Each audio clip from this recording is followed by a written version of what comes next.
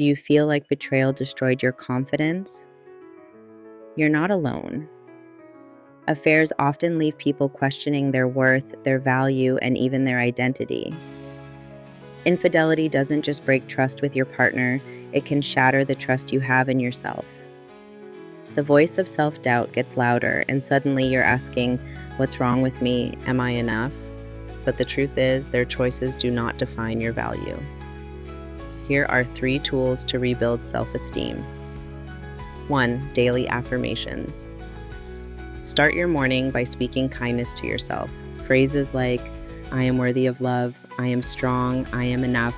It may feel strange at first, but affirmations rewire the way you talk to yourself. 2. Self-care routines. Taking care of your body and mind isn't indulgent, it's essential. Whether it's exercise, rest, or simply drinking water and eating well, self-care reinforces the message, "I matter." 3. Celebrate small accomplishments. Write down one thing you did well each day, even if it feels tiny. Maybe you got out of bed, made a healthy choice, or set a boundary. These small wins stack up, and over time, they rebuild your confidence. Your worth is not gone. You are still valuable. You are still worthy. And with each step, your self-esteem can grow stronger than before.